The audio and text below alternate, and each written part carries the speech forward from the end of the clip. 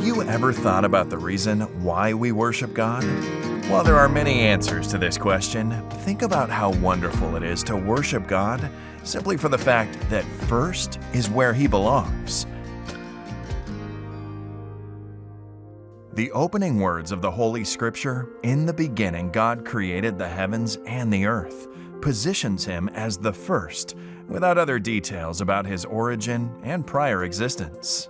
His position as the first is more than an honorific or a static title. It's a divine statement of God as the starter of everything. In Paul's words, He is the chief cornerstone, and for John the Revelator, He is the Alpha. As the appeal, "Put God first," resounds in our ears, it'd be silly to think that we can decide whether or not God is first. Putting God first means to acknowledge who God is, the first, the starter. And when we put Him first, we're aligning our existence with the order of the universe. Now, two brothers were holding and pulling the same piece of the puzzle game while screaming at each other. One wanted to place the piece at the bottom left and the other at the top right.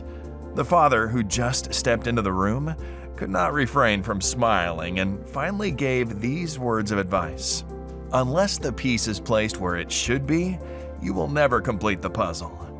Unless the first, the starter, is placed where He is supposed to be, our existence will never be complete. We are doomed to be non-starters.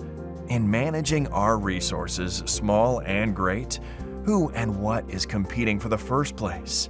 If you wish to make this year a masterpiece of your life, choose now to acknowledge God as the first in everything, praising Him for being the great starter of the universe.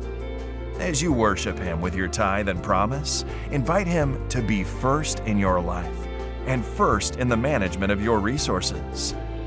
In Him, we have a great start and a strong finish.